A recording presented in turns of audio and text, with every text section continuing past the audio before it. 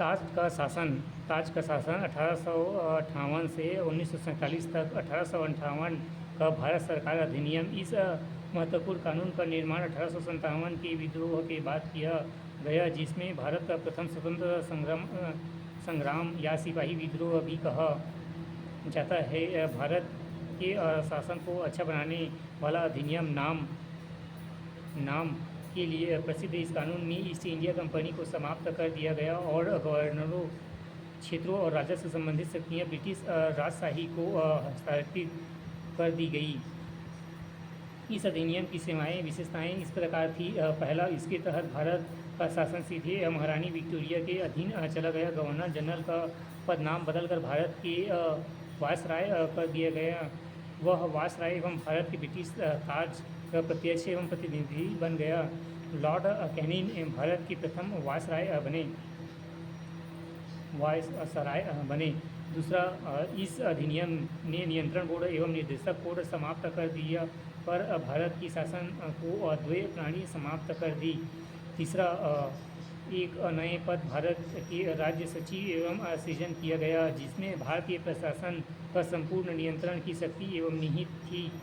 यह सचिव British cabinet के सदस्य था और अंततः ब्रिटिश सांसद के प्रति उत्तरदायित्व था। चौथा, भारत का सचिव की सहायता के लिए 15 सदस्य परिषद का गठन किया गया, जो सलाहकार परिषद थी।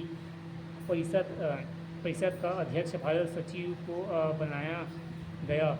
पाँचवा, इस कानून के तहत भारत सचिव की परिषद का गठन किया गया, जो एक नियमित निकाय थी, जिसे भारत और इंग्लैंड में मुकदमे करने के लिए अधिकार था। इस पर भी मुकदमा किया जा सकता था। 1858 के कानून की प्रमुख उद्देश्य एवं प्रशासनिक मशीनरी में सुधार था, जिसके माध्यम से इंग्लैंड ने भारतीय सरकार का अधीक्षण और उनका नियंत्रण हो सकता था। उसने भारत के प्रचलित शासन प्रणाली में कोई विशेष परिवर्तन नहीं किया। 1861 का भारत परिषद अधिनियम। 1857 की महान क्रांति के बाद ब्रिटिश सरकार ने महसूस किया कि भारत में शासन चलाने के लिए भी भारतीयों का सहयोग लेना आवश्यक है। इस सहयोग नीति के तहत ब्रिटिश संसद ने 1861 एवं 1892 और 1909 में 3 नए अधिनियम पारित किए। 1861 का भारत परिषद अधिनियम भारतीय संवैधानिक एवं राजनीतिक इतिहास में एक महत्वपूर्ण अधिनियम था। इस अधिनियम की विशेषताएं इस प्रकार थी। पहला, इसके द्वारा कानून बनाने की प्रक्रिया में भारतीय प्रतिनिधित्व को शामिल करने की शुरुआत हुई और इस प्रकार वायसराय कुछ भारतीयों को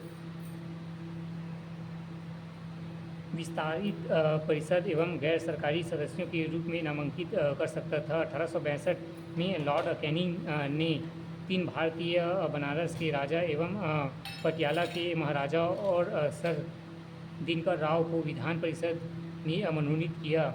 दूसरा, इस अधिनियम ने मद्रास और बम्बई प्रेसिडेंसियों को विधायी शक्तियाँ एवं पुनः देकर विकेंद्रीकरण की प्रक्रिया की शुरुआत की। इस प्रकार अधिनियम और रेगुलेटिंग एक्ट 1793 द्वारा शुरू की गई केंद्रीकरण की प्रवृत्ति को उलट दिया जाए तो 1893 के चार्टर अधिनियम के समय ही अपने चरम पर पहुंच गई थी। इस विधायी विकास की नीति के कारण 1937 तक प्रांतों को संपूर्ण आंतरिक